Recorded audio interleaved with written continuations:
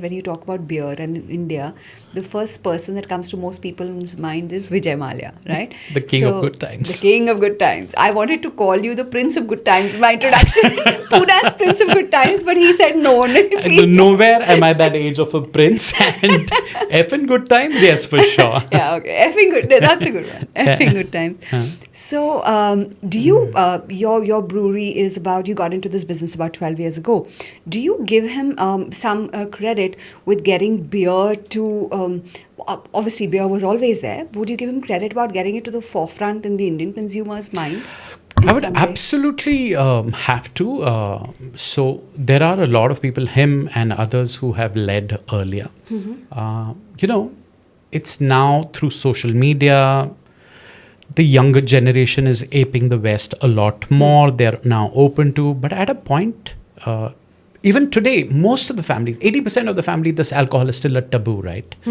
But there are generations that are changing, right? Especially in maybe the generation that's coming after us is a lot easier because we become a lot easier. Yeah. So it's all right to be doing it. We are actually guiding our next generation to do it in moderation rather than, I remember my father saying, you want to have your first drink, you'll always have it with me, which I did. But it's getting easier. But at that time, people like Vijay Mallya himself for sure has done wonders to take this business forward. Alcohol, more or less, understand it's a brand play, is a commodity. I call it a commodity. You could make alcohol, one alcohol to the other alcohol to the other alcohol. You'll have this change to that change, right? But it's a lot about branding. And the way Mr. Mallya has really come along, has taught people with a country which had so many restrictions, with so many laws-wise, consumption patterns-wise, he's done a wonderful thing to introduce them to beer.